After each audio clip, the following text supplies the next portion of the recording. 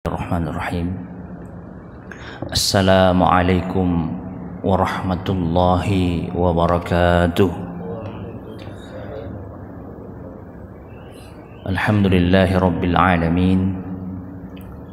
Assalatu wassalamu ala asyrafil anbiya'i wal mursalin nabiyyina Muhammadin sallallahu alaihi wasallam wa ala alihi wa ashabihi ajma'in. Subhanaka la ilma lana illa ma 'allamtana innaka antal alimul hakim. Allahumma inna nas'aluka ilman nafi'a wa rizqan thayyiba wa 'amalan mutaqabbala. Radina billahi rabba wa bil islami dina wa Muhammadin sallallahu alaihi wasallam nabiyina wa rasulah.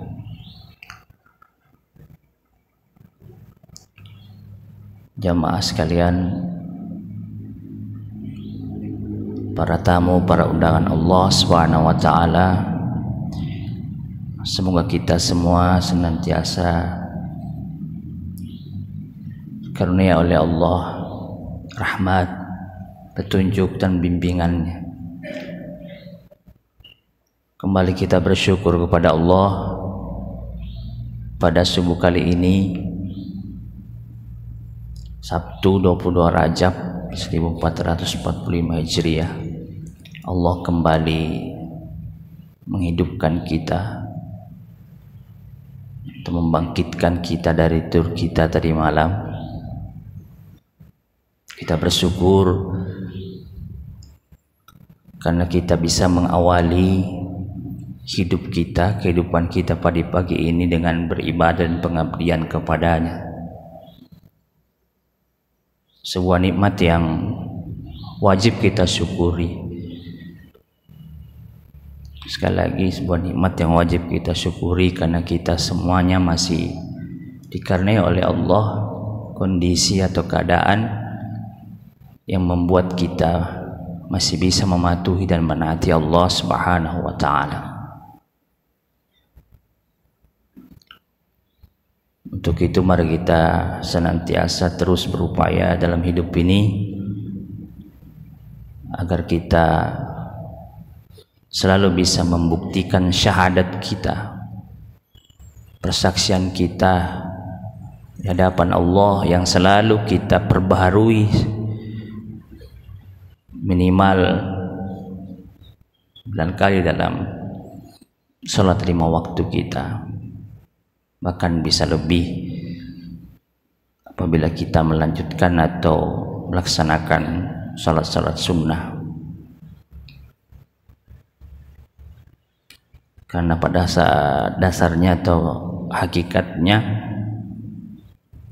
syahadat itu yang merupakan pokok atau rukun Islam yang pertama, memang harus senantiasa kita perbaharui, dan itu merupakan janji sekaligus ikrar kita kepada Allah Subhanahu wa taala bahwa tidak ada yang berhak untuk kita ibadahi, yang kita abdi kecuali hanya Allah Subhanahu wa taala. Jika kita selalu memperbaharuinya setiap hari, setiap pagi, setiap siang, sore, malam, maka insya Allah kita senantiasa kuat memegang janji itu, ikrar itu, dan selanjutnya insya Allah kita akan selalu mentauhidkan Allah Subhanahu wa taala.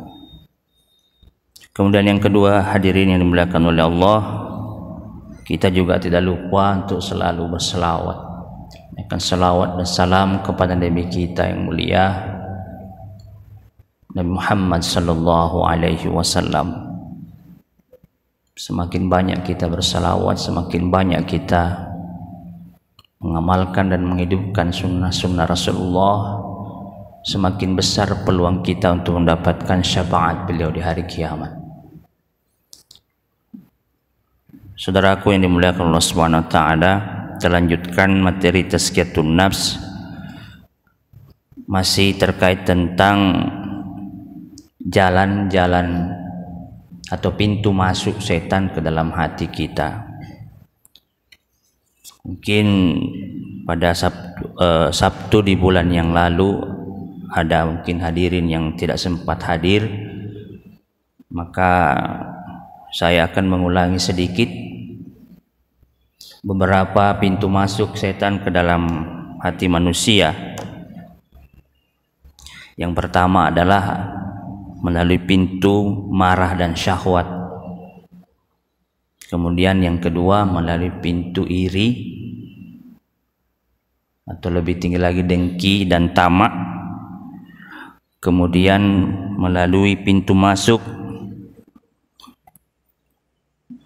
makan kekenyangan, meskipun yang dimakan itu halal dan bersih.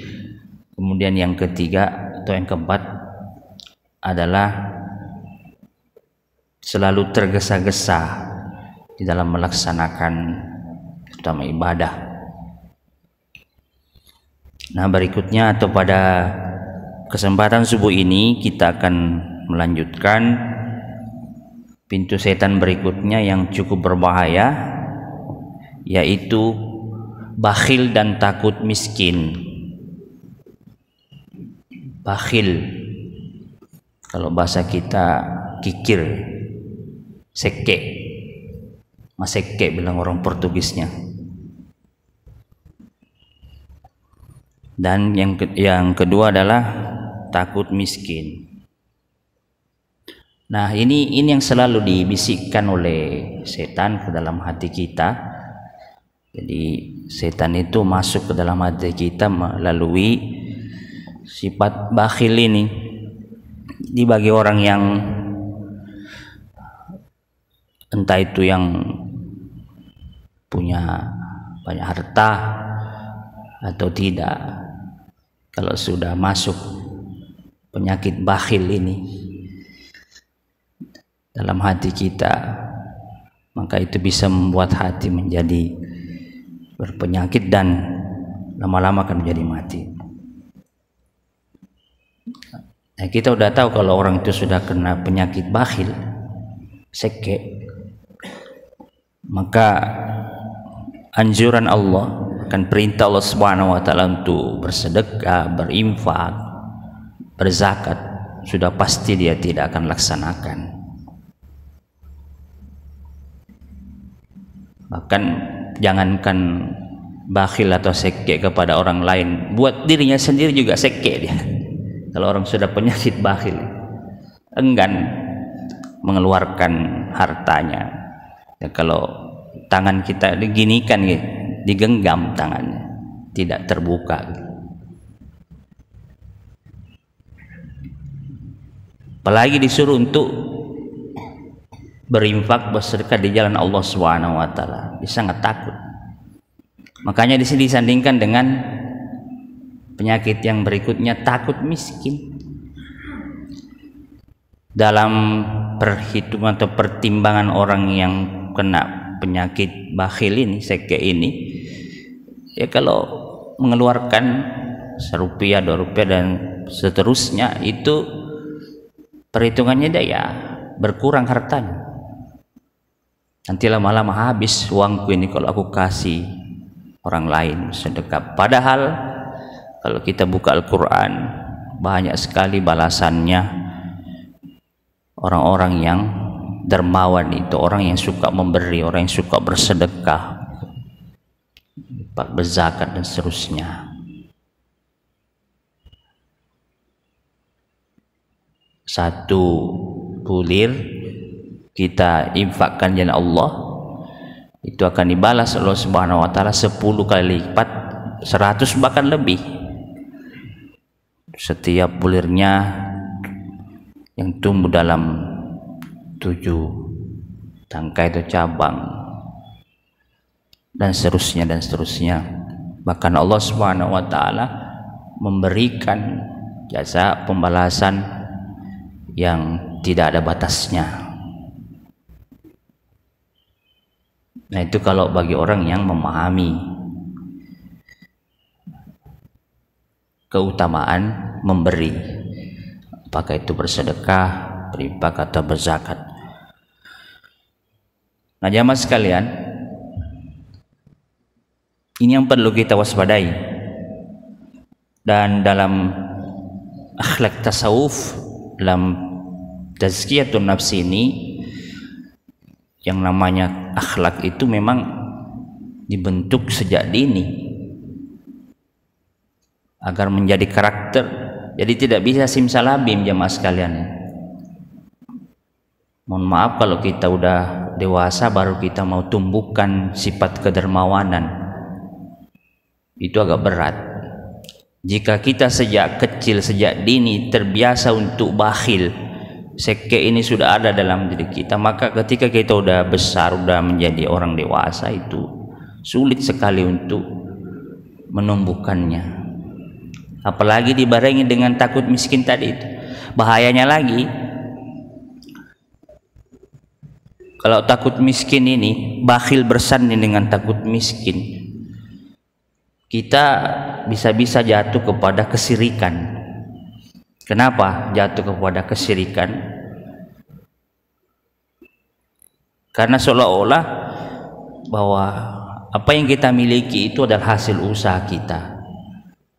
Kemudian kita takut kalau saya nanti meninggal, bagaimana dengan nasib anak saya, keluarga saya? Nah itulah sebabnya agama kita itu tetap menganjurkan agar kita berusaha, berikhtiar, berupaya sembari memohon kepada Allah Subhanahu wa taala agar dalam hidup ini kita senantiasa dicukupi oleh Allah Subhanahu wa taala. Ada yang mengatakan miskin itu sebenarnya pilihan, bukan takdir. Karena dalam surah An-Najm itu setelah Allah menyebut kaya, bukan miskin, tetapi cukup. Cukup itu seperti apa jamaah sekalian? Yang namanya cukup, apa yang kita kita nikmati, yang kita usul setiap hari, ketika kita mau makan, ketika mau minum, ketika ingin sedekah sesuatu, ada yang kita miliki, ada yang kita makan, ada yang kita minum, itu cukup. Justru kalau kita selalu ingin menambah dan terus, berarti kita memiliki jiwa miskin itu sebenarnya.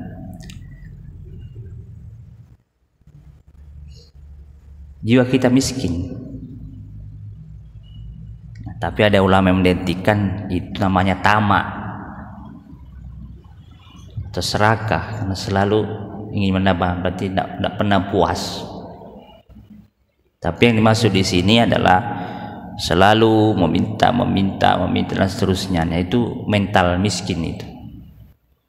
Nah, di dalam Al-Quran kita memang diperingatkan oleh Allah, ada kalimat khauf, takut jika kita meninggalkan dzurriyyatan di'afa, takut kalau kita meninggalkan generasi yang lemah. Apa kaitannya dengan kajian kita pada subuh ini? Lemah di sini bisa berarti bukan hanya berupa materi, tetapi bisa dimaknai lemah imannya, akidahnya, akhlaknya dan seterusnya.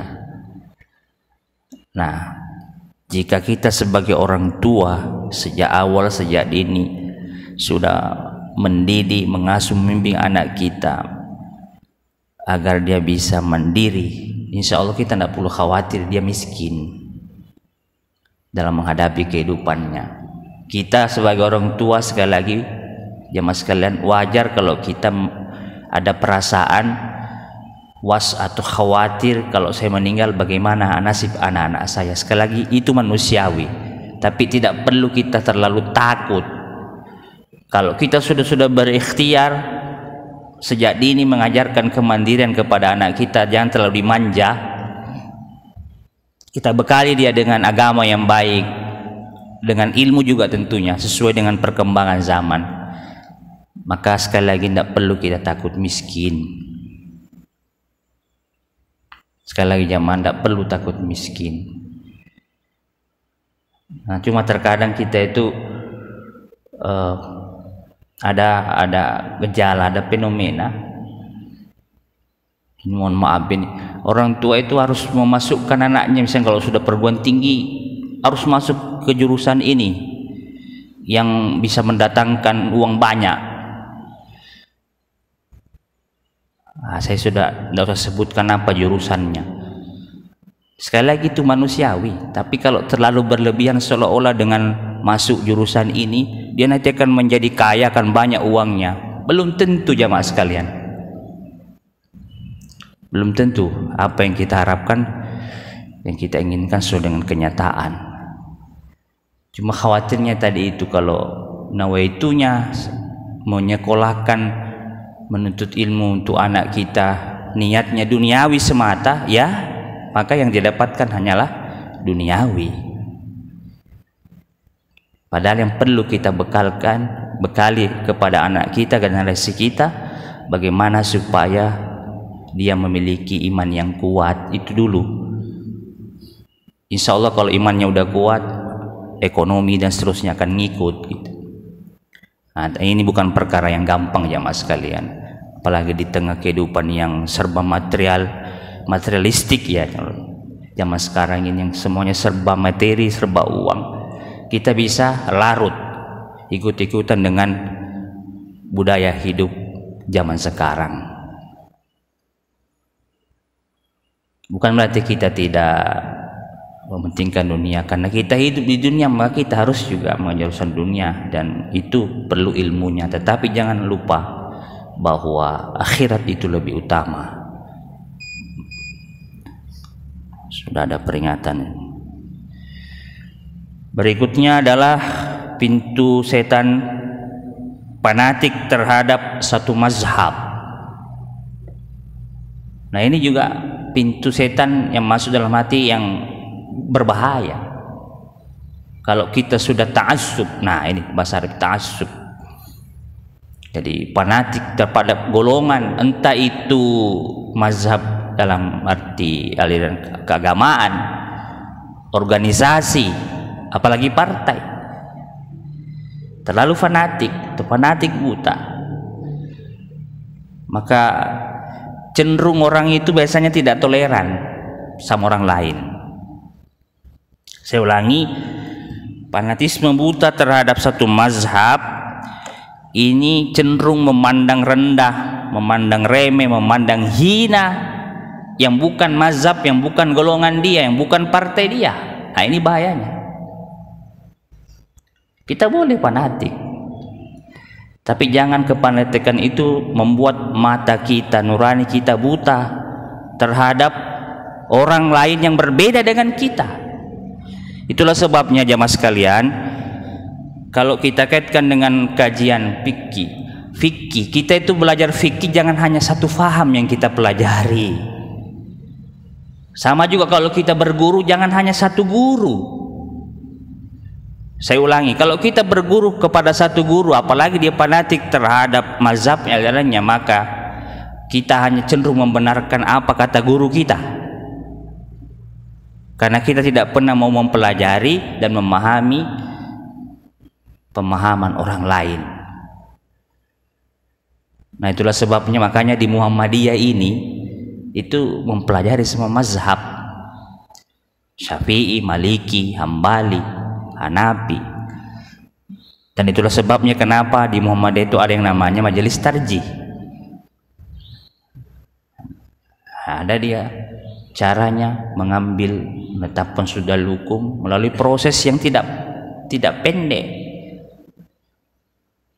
Saudara-saudara kita yang ada di pusat itu, jika ada satu persoalan hukum, kumpul ulama-ulamanya, lalu membuka Al-Quran, hadis, dan ijma para ulama, dikaji di situ, yang mana terkuat itu yang diambil. Nah, ini ada sebagian saudara-saudara kita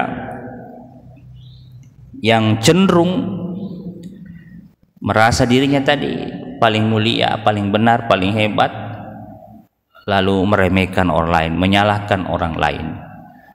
Kenapa? Karena tadi itu, karena dia fanatik terhadap mazhab golongan tempatnya sendiri. Padahal sekali lagi, saya yakin Nabi tidak pernah mengajarkan kepada umatnya agar fanatik terhadap satu mazhab, satu golongan. Bahkan ada ancaman dari Rasulullah, barang siapa yang mati dalam keadaan membela mazhab golongannya, ya, kelompoknya, maka dia mati dalam keadaan jahiliyah. Na'udzubillahi min dzalik. Nah, ini juga perangkap setan yang sangat berbahaya, yang bisa masuk ke dalam hati kita. Lebih-lebih jamaah sekalian, saya ingatkan kepada kita semua, tinggal 12 hari kita ini pemilu, 14 Februari 2024. Jangan karena kita berbeda pilihan, berbeda partai, berbeda dalam memilih calon pemimpin kita, entah itu presiden, wakil presiden, calon legislatif, DPR, DPR RI, DPR provinsi, kabupaten atau DPD, lalu kita tidak bertegur sapa, bahkan gontok-gontokan, padahal sama-sama saudara muslim. Kita biasa saja dalam pilihan itu berbeda gitu.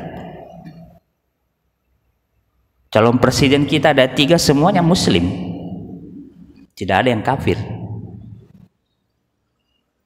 Cuma kita harus selektif, harus cerdas, harus pintar dalam memilih pemimpin nanti. Sebab apa? Pemimpin itu bukan hanya terkait dengan dunia, sampai ke akhirat jamaah sekalian. Kita ikut bertanggung jawab. Kalau kita salah dalam memilih pemimpin nanti, maka jangan salahkan kalau republik ini tidak turun berkahnya Allah Subhanahu wa taala. Kenapa? Karena kita salah dalam memilih pemimpin. Coba bayangkan, kita sudah 78 tahun lebih merdeka. Kalau logikanya, negeri kita ini makmurnya luar biasa hadirin. SDA kita itu dari Aceh sampai Papua, terbentang luas, kaya kita ini. Masya Allah, sampai-sampai orang Arab yang baru pertama kali datang ke Indonesia, ketika di atas pesawat dia berucap, Subhanallah, Indonesia ini adalah sepenggal surga yang Allah turunkan ke muka bumi ini. Tapi apa faktanya yang terjadi hari ini hadirin? Kekayaan, orang kaya, orang miskin masih kelihatan senjangnya. Kesejahteraan dan keadilan masih belum berpihak kepada orang-orang kecil. Masih jauh panggang dari api. Ada apa ini? Tentu kita bertanya-tanya, kenapa masih banyak orang miskin di Indonesia? Bisa jadi salah kelola, salah manajemen. Kenapa salah kelola, salah manajemen? Mohon maaf, karena kita salah dalam memilih pemimpin. Kita memilih pemimpin kebanyakan masih didasari oleh fulus. Kita harus akui, banyak masyarakat kita memilih, sebelum milih dia bertanya, wani piro? Betul nggak hadirin? Itu yang bikin rusak negara ini. Kita sudah berkali-kali pemilu, calon pemimpin mendidik rakyat kita seperti itu. Mohon maaf, saya kalau mau pemilu selalu mengingatkan hadis Rasulullah, la'anallah ar-rasi wal murtas. Dalam teks hadis yang lain, la'anallahu ar-rasi wal murtasi fil hukmi.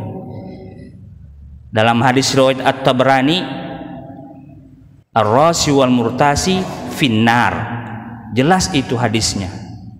Tapi anehnya, setiap mau pemilu, umat Islam yang tahu hadisnya ini masih aja dilanggar. Ini berarti sama dengan mengundang perang dengan Allah. Saya berani mengatakan begitu. Berarti banyak umat Islam yang berani menentang Allah untuk berperang, untuk dilaknat, untuk dikutuk. Naudzubillahi min dzalik. Nah, ini tugas kita semua jamaah sekalian. Kalau kita udah tahu begini, mari kita lakukan gerakan.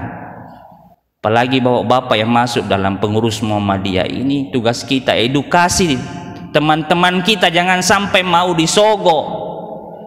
Kalau ada calon pemimpin yang riswah, yang mau menyogok orang yang dipilih agar dia dipilih menjadi pemimpin, itu tandanya pemimpin itu tidak baik. Sudah pasti. Kenapa tidak baik? Karena dia berani melanggar aturan Allah, karena dia berani menentang Allah Subhanahu wa taala. Itu sudah pasti. Makanya saya tidak setuju kalau ada ustadz yang mengatakan ambil uangnya, jangan dipilih orangnya. Karena ada itu yang mengatakan begitu, kerjain katanya sekali 5 tahun. Ambil uangnya, jangan dipilih orangnya. Yang betul itu seperti apa? Jangan ambil uangnya, jangan juga pilih orangnya. Itu yang benar. Karena kita udah tahu kalau itu pasti sogok. Tidak ada namanya sedekah kalau mau pemilu itu, walaupun ada pelesetan sedekah politik. Nah, jamaah sekalian, sekali lagi terkait tentang ini tadi, bahwa fanatisme dalam mazhab itu sangat berbahaya, termasuk fanatisme golongan, partai dan sebagainya. Yang terakhir, pintu setan masuk ke dalam hati kita adalah suudzon, berprasangka buruk baik terhadap Allah maupun terhadap sesama manusia, khususnya kaum muslimin. Ini paling bahaya juga ini. Kalau kita sudah kena penyakit sangka buruk, suudzon kepada saudara kita, tidak ada baiknya orang lain itu. Dek gaga kanjana, bilang orang Bugis sih. Semuanya orang selalu dilihat dari sisi negatif jadinya. Begitu juga dengan Allah Subhanahu wa taala, diuji dengan musibah, usahaan, prasangka buruk pada Allah. Allah tidak menyayangiku, Allah tidak adil. Kenapa aku sudah berusaha begini begitu sepanjang lama waktu, sudah bekerja keras, aku tetap seperti ini saja, tidak ada berubah, tetap saja keadaanku miskin dan seterusnya, lalu protes kepada Allah. Nah, ini juga pintu setan yang berbahaya dan bisa merusak hati, akhirnya hati berpenyakit, bahkan bisa mati. Kita mohon perlindungan hadirin dari berbagai penyakit hati, dari pintu-pintu masuk setan. Oleh karena itu mari kita berusaha dalam hidup ini agar jangan sampai setan memasuki hati kita melalui pintu-pintu yang saya jelaskan tadi. Ya, sebagai kesimpulan, mari kita bermohon kepada Allah, karena salah satu senjata supaya setan itu enggak masuk ke dalam hati kita melalui penyakit satu, bakhil dan takut miskin tadi itu, berdoalah kita kepada Allah supaya kita jangan diberikan atau dihindari, dilindungi dari penyakit bakhil dan takut miskin. Kemudian juga kita minta perlindungan kepada Allah supaya jangan diberikan atau kita dilindungi oleh Allah dari fanatisme terhadap satu mazhab atau golongan atau kelompok, dan kita minta kepada Allah supaya kita dilindungi dari penyakit sangka buruk. Terkait tentang bakhil, ada satu doa yang Rasulullah selalu minta kepada Allah setiap ba'da maghrib dan ba'da subuh, yang terhimpun dalam 8 penyakit. Allahumma inni a'udzubika minal jubni wal bukhl. Salah satunya itu, ya Allah, aku memohon kepadamu dari penyakit pengecut ya, dan penyakit bakhil. Demikian yang bisa kami sampaikan. Mudah-mudahan ada manfaatnya dan berkah bagi kita semua. Semoga Allah Subhanahu wa taala senantiasa memberikan petunjuk, bimbingan pada kita semuanya dalam menghadapi kehidupan dunia yang fana ini. Dinas siratal mustaqim, siratal ladzina an'amta 'alaihim ghairil maghdubi 'alaihim waladdallin. Subhanakallahumma bihamdik, asyhadu an la ilaha illa anta astaghfiruka wa atubu ilaik. Wa sallallahu ala nabiyina Muhammad walhamdulillahi rabbil alamin. Assalamualaikum warahmatullahi wabarakatuh.